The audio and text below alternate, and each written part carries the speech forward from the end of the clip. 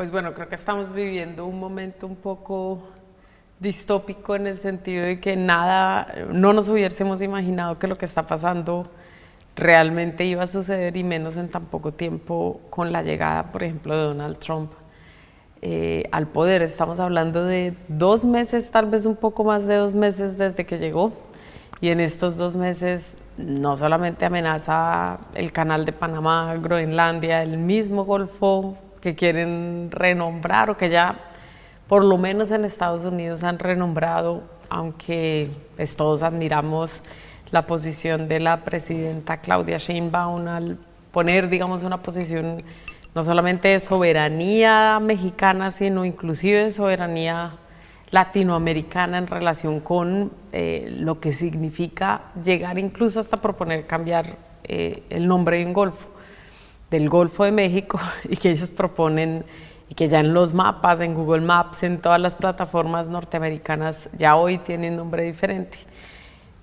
Y varios nos hemos metido a ver si inclusive desde nuestros países también le ha sido cambiado el nombre. Bueno, por ahora, por lo menos desde Colombia no sucede así, pero vivimos un momento y complejidades que compartimos como naciones. Pues evidentemente la migración, porque somos dos de los pasos fronterizos más importantes. Ustedes, pues por supuesto, ya el último paso fronterizo con la frontera norte de México y Estados Unidos, ahí llegan todos los que vienen migrando, y nosotros tenemos en una zona para que la gente tal vez nos entienda un poco, es la zona más lluviosa del mundo.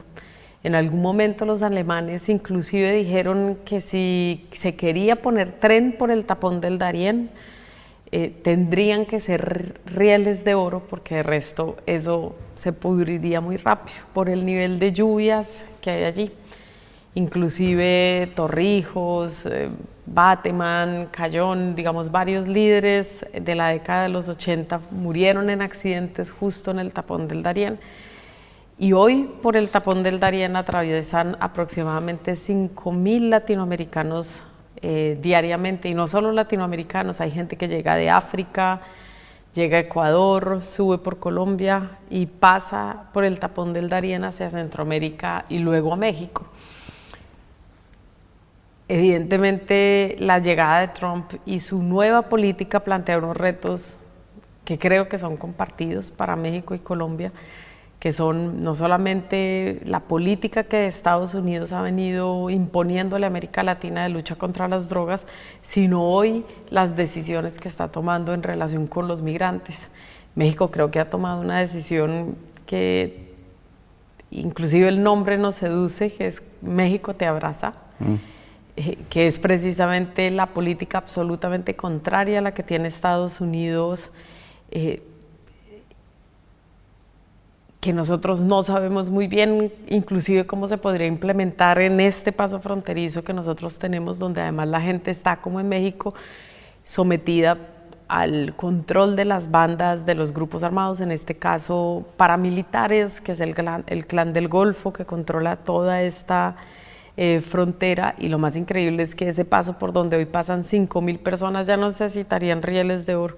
Los humanos en ese paso constante por este espacio casi que ya hemos abierto la trocha para que eventualmente luego se pudiese construir algún proyecto de infraestructura que sería terrible en términos ecosistémicos para el lugar. Y luego pues las bandas transnacionales, los carteles transnacionales de la droga, que no solamente tiene tentáculos de Colombia hacia México, un país de tránsito, sino que también los intereses y la presencia de carteles mexicanos en nuestro país.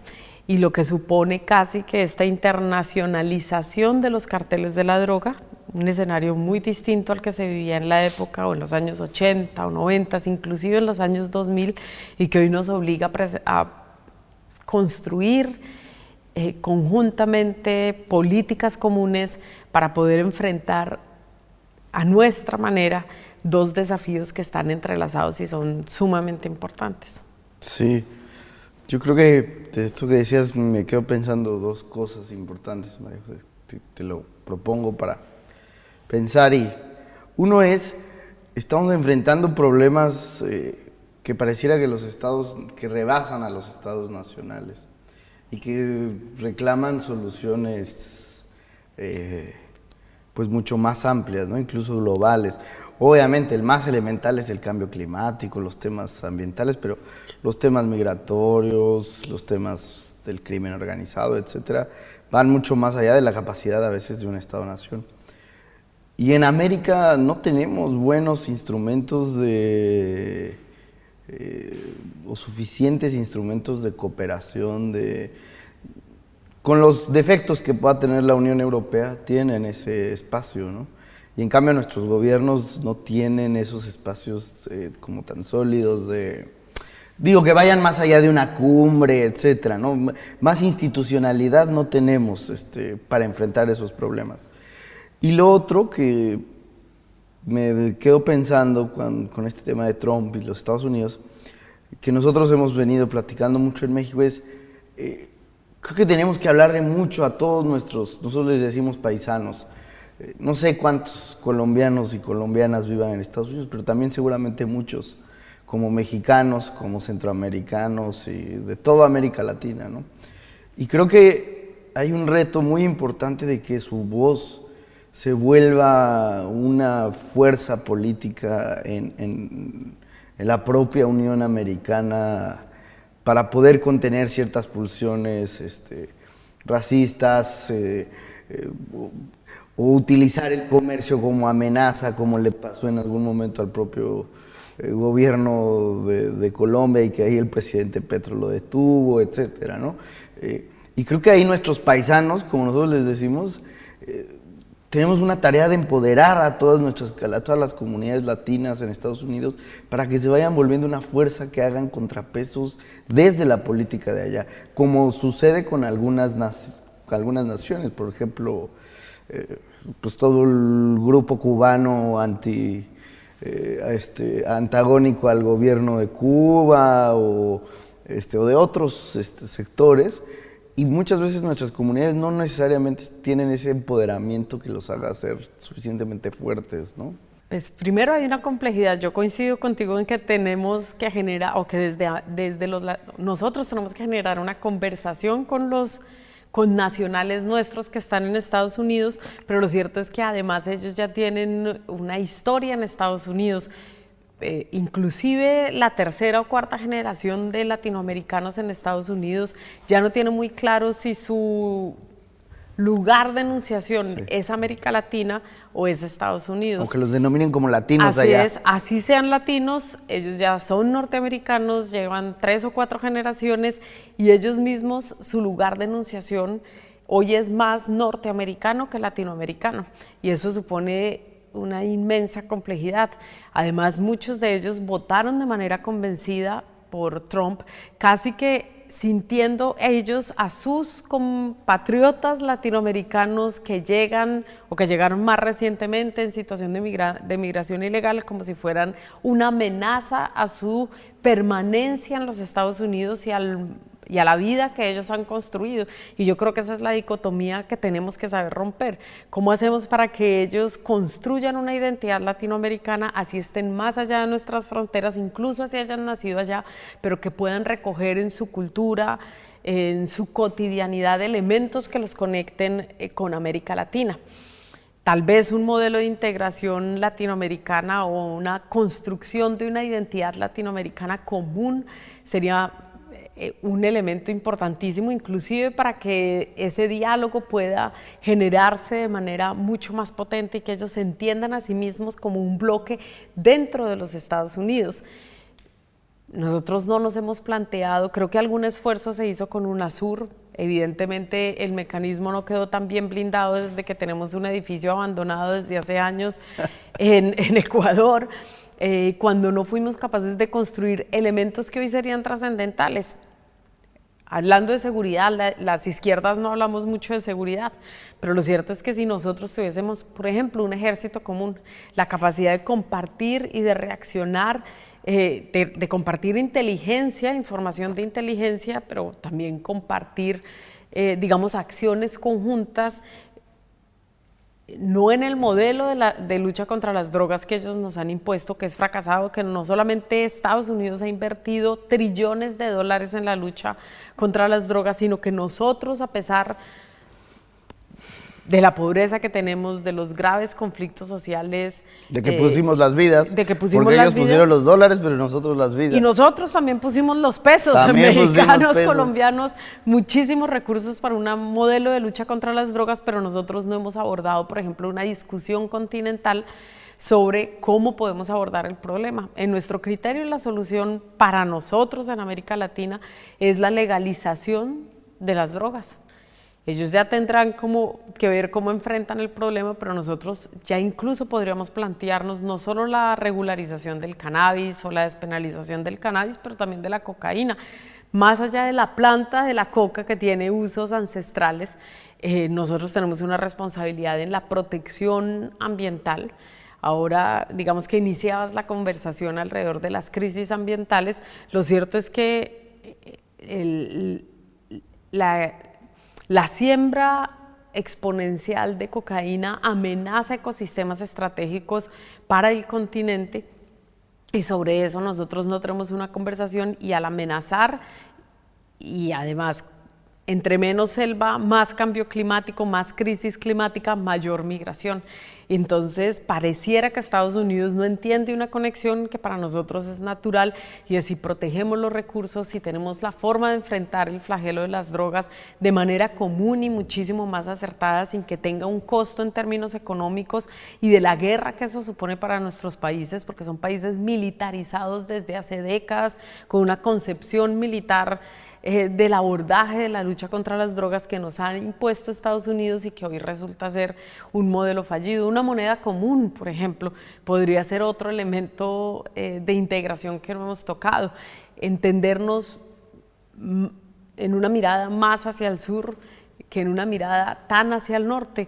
Cuando Trump amenaza con los aranceles, con romper los tratados de libre comercio, inclusive en Colombia decíamos, bueno, si él los rompe mejor, porque en algunos casos, aunque supuso mecanismos de progreso para nuestras naciones, también supuso, sobre todo para los campesinos y campesinas, un retroceso inmenso en su propia producción, y por lo tanto en imaginarnos como latinoamericanos más allá, como naciones, más allá de países que fuesen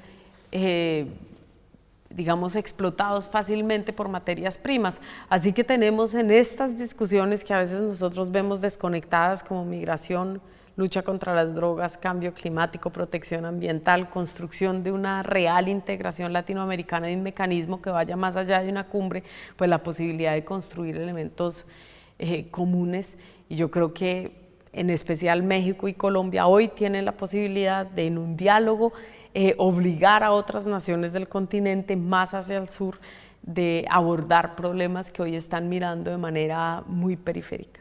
Sí. Ahora, creo que, fíjate, hace en 2021, en un homenaje que se hizo a Simón Bolívar, el presidente López Obrador, el expresidente en ese momento, primero habló de toda la batalla que había dado Cuba, de la grave política expansionista de los Estados Unidos, etcétera. Pero también él planteó ahí que era el momento de plantearnos un nuevo modelo de relación con Estados Unidos. Creo que es un tema que en general es como tabú en las izquierdas en América Latina, ¿no? Como que nuestra inercia siempre es como a cerrar la conversación con ellos.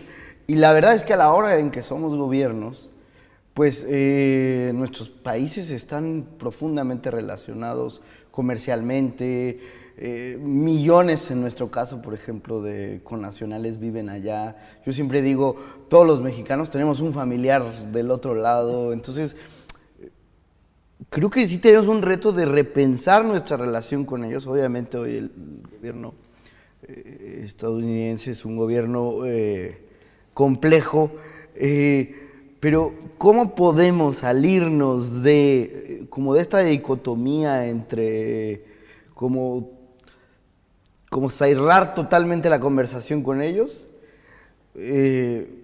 obviamente exigiendo el respeto a nuestras soberanías, al derecho a nuestra autodeterminación, siendo que ellos también nos necesitan, ¿no? Porque ellos están en una competencia contra China y en el fondo ellos necesitan América. No sé cómo lo ves tú, pero yo tengo la impresión de que vamos a un mundo como multipolar, ¿no? En donde China tiene una influencia en torno a Asia, Rusia la suya, y Estados Unidos obviamente tiene una influencia en nuestro continente. Entonces, no sé si es demasiado iluso, pero lo que nosotros hemos venido planteando es como intentar convencerlos de que se necesita una relación de cooperación con nosotros, en el respeto a nuestra soberanía. Dice la presidenta, coordinación sí, subordinación no. Pero creo que es un tema que, así como el de la seguridad, que en general a las izquierdas en América Latina no le gustan, creo que el tema de la relación con Estados Unidos es un tema que tenemos que pensar más, ¿no? Porque cuando llegamos a ser gobierno, nunca, no es viable, no está dentro de nuestro marco de posibilidad cerrar nuestras relaciones con ellos, etcétera. Entonces, creo que sí necesitamos ese esfuerzo intelectual, o no sé si lo ves demasiado iluso, terminar construyendo una relación más amable. Pues lo cierto es que sí tenemos, yo misma tengo familiares en Estados Unidos, estoy segura de que, como tú dices, todos tenemos algún familiar en Estados Unidos, y es más, había una época donde decía, la clase alta quiere parecerse a Europa, y las clases bajas o medias quieren conectarse más con Estados Unidos, y hay toda una relación en términos musicales. La música que nosotros bailamos, la salsa, sí, tuvo su mayor en Nueva York, es claro. decir, tenemos toda una historia cultural que nos conecta. E inclusive, fíjate que ahora que hablabas de López Obrador, hubo un general de las luchas de la independencia muy importante que se llamó el general José María Melo, que murió en México, en las selvas de Chiapas, peleando en México. Y hay hoy una conversación que abrieron en su momento el presidente Gustavo Petro y el presidente Andrés Manuel López Obrador para intentar encontrar en las selvas de Chiapas el cuerpo de José María Melo y que pueda regresar. Es decir, también tenemos luchas comunes, y no estoy hablando de las que podemos enfrentar hoy, sino de aquellas que inclusive hemos enfrentado en el pasado, que hacía un general nuestro luchando en las selvas mexicanas. Claro. Quiere decir que hay una tradición de lucha conjunta, de experiencias que nos conectan históricamente, de identidades que compartimos. Yo siento, por ejemplo, a pesar, digamos que Colombia y México tienen una gran afinidad en términos culturales, a pesar de que en apariencia seamos tan distintos. Y lo mismo nos sucede incluso con Estados Unidos por todas estas raíces comunes. El problema es cómo logramos, y no es utópico, el problema es que lo que nos están proponiendo hoy es absolutamente distópico. Yo creo que andábamos en la ruta de poder construir un relacionamiento distinto. Hoy estamos atónitos viendo el modelo que nos está planteando Estados Unidos. Si no les terminamos de entender qué quieren. Sí, fue como un antes y un después de Trump, sí, donde fíjate que después del trino que pone Gustavo Petro con la llegada de los migrantes a las 3 de la mañana, esposados, y que hace regresar el avión, y empieza, digamos, este momento de muchísima tensión entre los dos, la primera respuesta que tiene Donald Trump es no solamente decir vamos a subir los aranceles, sino que además todos los miembros del gobierno, del partido político y sus familiares nos negaban la visa.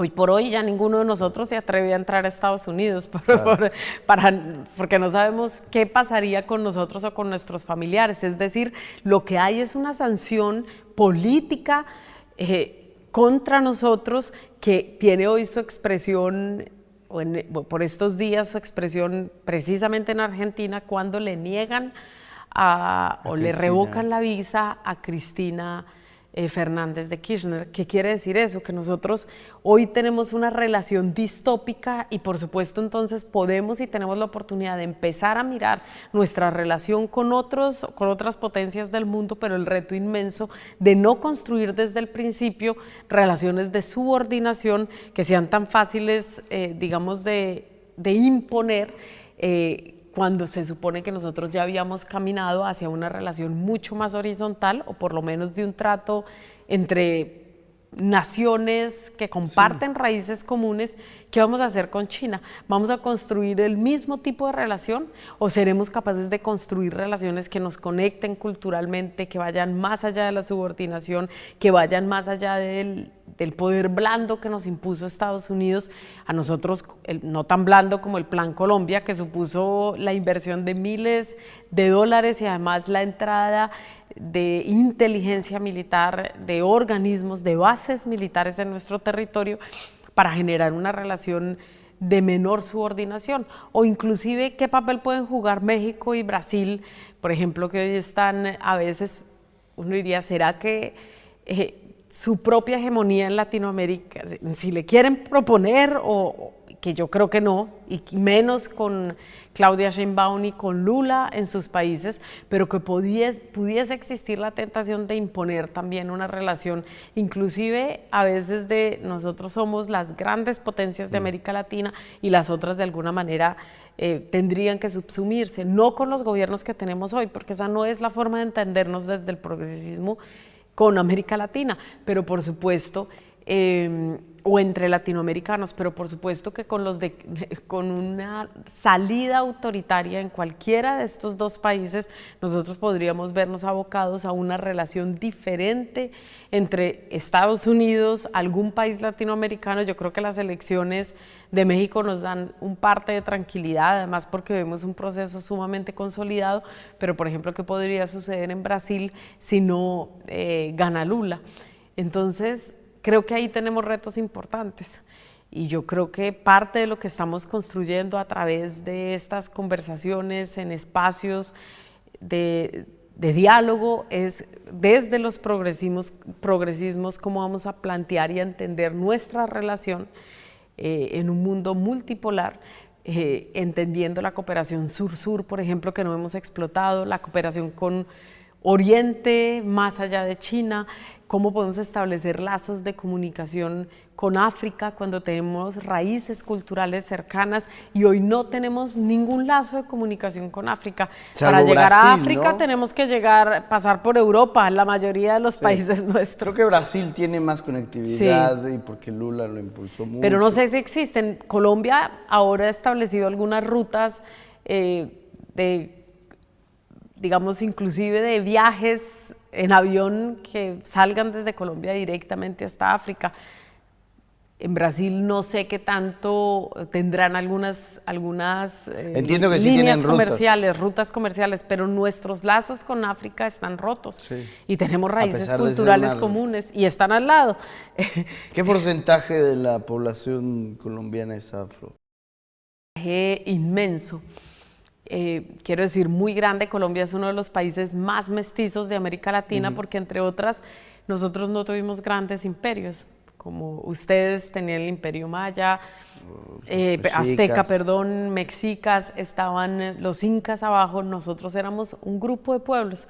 Cuando llegaron los indígenas, los españoles, la conquista nuestra incluso fue más difícil porque los españoles avanzaban y tenían que conquistar o someter un pueblo diferente a la vez. Y eso hizo que tuviésemos un gran mestizaje. Hay un escritor nuestro que se llama William Ospina que dice: todos nuestros hijos son de amores prohibidos o de amores forzados, es decir, nuestras raíces vienen o de un amor prohibido o de un amor forzado. Tenemos una gran población afro e inclusive Palenque, que es el primer pueblo libre de América, no el Palenque de ustedes, sino sí, el Palenque nuestro, el afro, el negro, con Bencos Biojó, fue el primer territorio en todo el continente americano que se liberó, incluso antes que Haití, fue el Palenque. Y era un pueblo de negros. De negros. De negros. y el pueblo que llegó al Pacífico, el pueblo negro que llegó al Pacífico, es completamente distinto al pueblo negro que llegó al Caribe.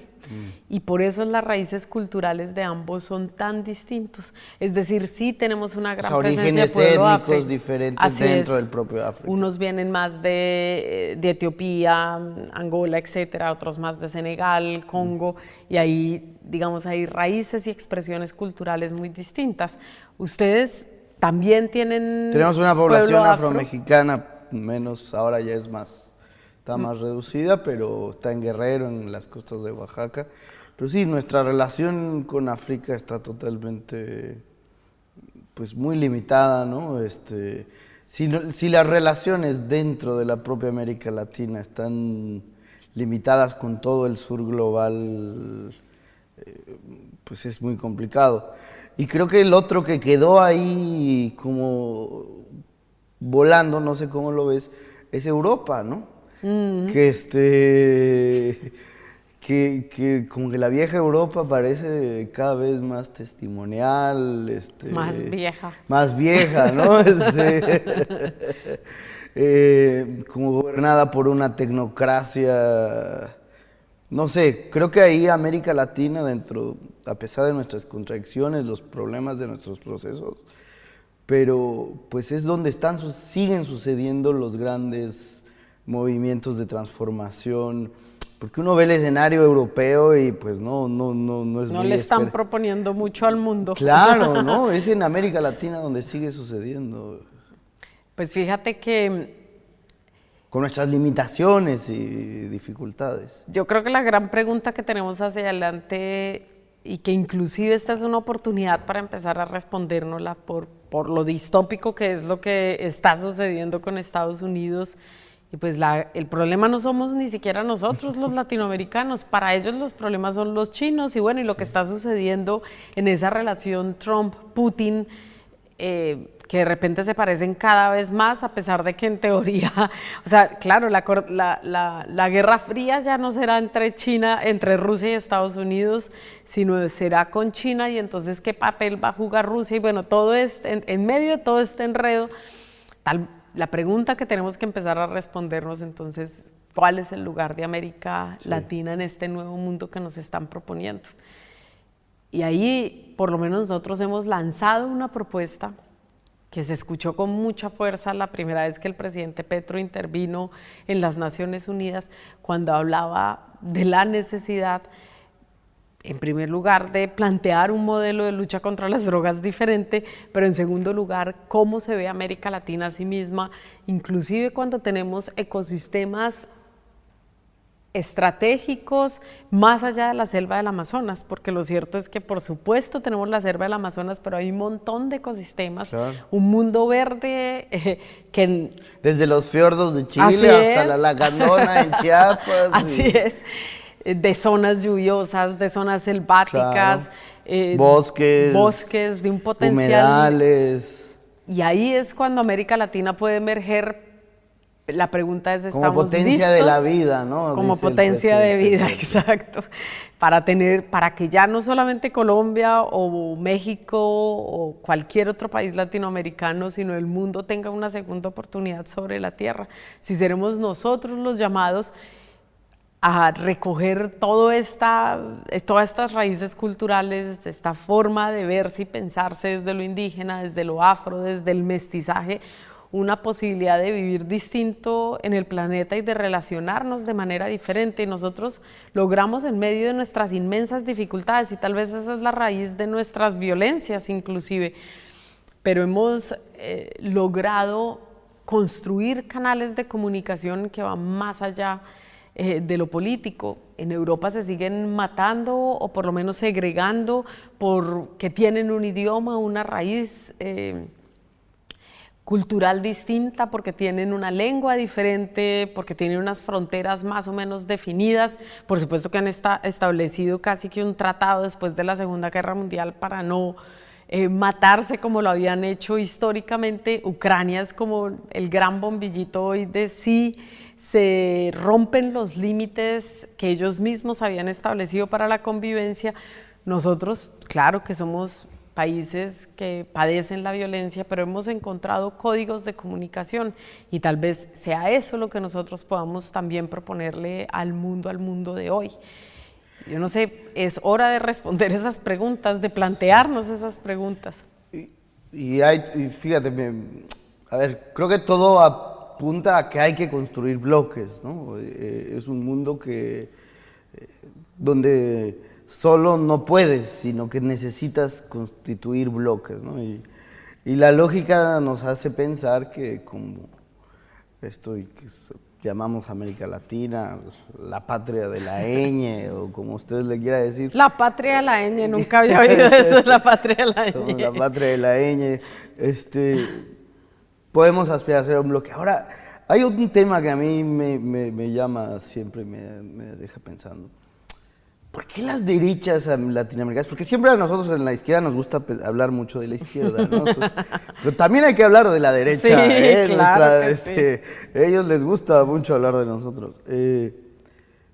Pero, ¿por qué las derechas latinoamericanas son tan... no sé qué sería la palabra, coloniales? Arrodilladas, diríamos nosotros. Entreguistas. Casi que les podríamos regalar unas rodilleras, o sea, a todos.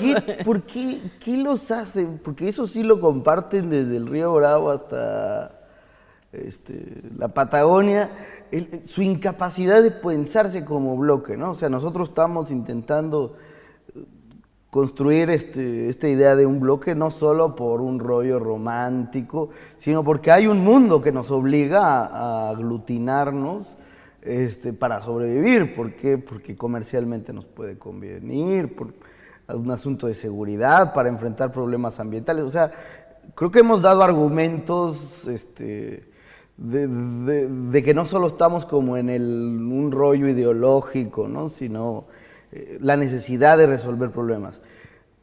Pero son incapaces de ellos nunca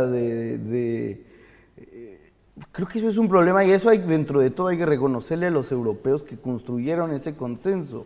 O sea, puede ser que gobierne izquierda o derecha en Europa. Pero hay límites que no cruzan. No, y sigue la Unión Europea, ¿no? Y no dinamita en su integración.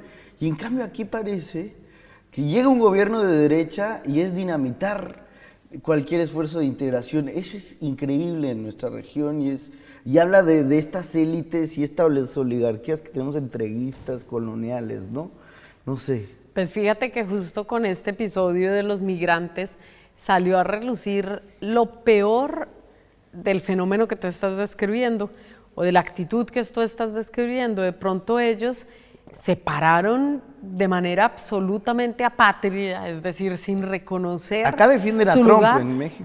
Exacto, y en Colombia dijeron muy bien eso, dándole ese trato de delincuentes a toda una población latinoamericana migrante, que por supuesto seguramente hay gente más o menos descompuesta, pero lo cierto es que la mayoría de la gente son trabajadores, gente que va a buscarse la vida, pero la reacción inmediata, natural, la reacción espontánea, la que tienes sin pensar, fue inmediatamente ponerse del lado de Donald Trump y nunca ponerse del lado de sus naciones.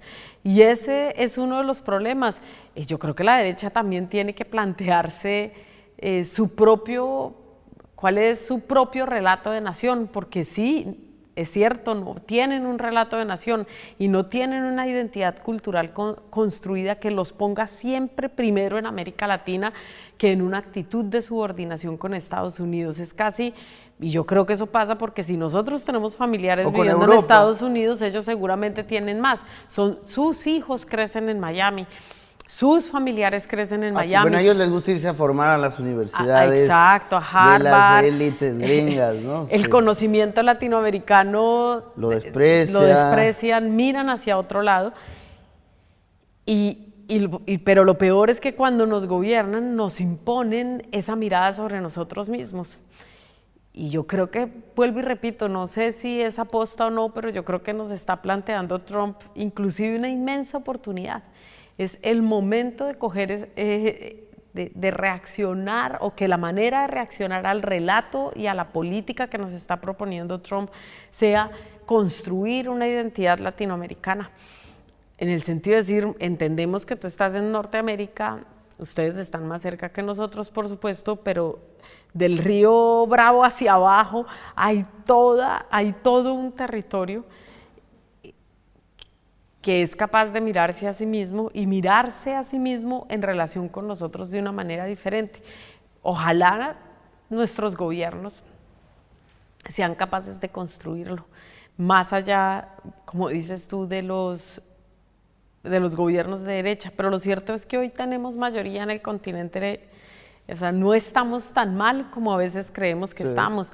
Está México, está Guatemala, está Honduras, Colombia, Brasil, hoy por hoy Bolivia, Chile, bueno, Argentina está atravesando por la larga noche de Milei, pero bueno, nosotros también le podemos decir, y creo que México y Colombia también le podemos decir al resto del continente, tranquilo que no hay mal que dure 100 años ni cuerpo que lo resista. Entonces, seguro que les podremos, estamos en eso, tenemos una posición común o una mirada común, y es que por primera vez somos nosotros los que llegamos hace mucho tiempo, nosotros no teníamos gobiernos diferentes. ¿Te acuerdas cuando ellos, por ejemplo, hablan mucho de la década? Ahorita, de la década ganada, y nosotros, ¿cuál década ganada? No nos escucha nadie. ¿Te acuerdas, no? Entonces ellos estaban con todos sus blogs y todo, y ustedes tenían a Uribe y nosotros a Calderón, en los peores momentos. En los peores momentos, los más sanguinarios de la guerra contra el narco, etc. Y nadie miró, eso sí, en eso hay que hacer una pequeña crítica constructiva, y es que quienes estaban liderando en ese momento la década ganada no dijeron una sola palabra realmente de lo que estaba pasando con nuestros países, estaban más concentrados, ahí sí, en una mirada del sur, y nosotros estábamos muy mal. El único, bueno, Chávez ahí que planteó un relato, creo que contrahegemónico muy fuerte, durísimo, contra Calderón y contra Uribe. Así es, y contra Estados Unidos. Y puso un foco en América, y más hizo un trabajo por la paz de Colombia, y pues que todavía no se ha reconocido. Pero yo creo que más que les estemos haciendo motín emocional, ¿no? Drama con esto, es como decir, bueno, a lo mejor esa etapa para ustedes era la década ganada, y fue sin duda un momento muy importante de emergencia de inclusive gobiernos. Para nosotros. A nosotros nos inspiró, ¿no? Y nosotros, bueno, veníamos del fraude contra el presidente López Obrador, etcétera, y sin duda fue inspirador y muy importante. Una brisa de aire fresco en medio de la tempestad. ¿No? Pero lo que sí creo es que nuestro subcontinente es tan grande, tan complejo, que a lo mejor tampoco debemos de esperar como pensar que una sola ola o una sola corriente va a definir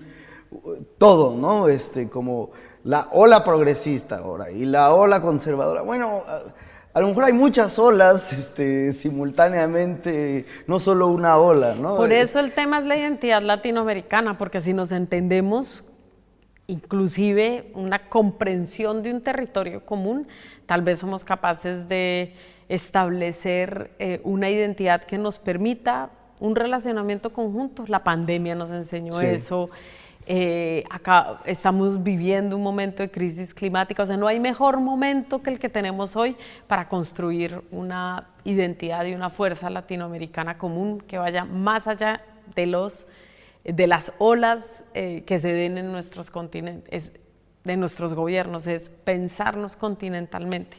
Yo creo que ese es el gran reto. Ojalá quienes presiden nuestras naciones hoy empiecen a pensárselo más seriamente, con mucha más fuerza. Eso sí que había que recuperar de esta década ganada de la que hablan. Sí, yo creo que ahora hay unas condiciones diferentes, más complejas, más adversas. No hay un contexto económico sencillo. Al contrario, muy Es complejo. un contexto económico muy duro, muy complicado, al que se están enfrentando nuestros gobiernos, ¿no? Pero si algo sabemos los latinoamericanos es que donde comen uno, comen dos. Sí. En los hogares nuestros. Exactamente, ¿no? Muy bien. Bueno, pues Un placer hablar con Igualmente. México. Muchas gracias. Un abrazo.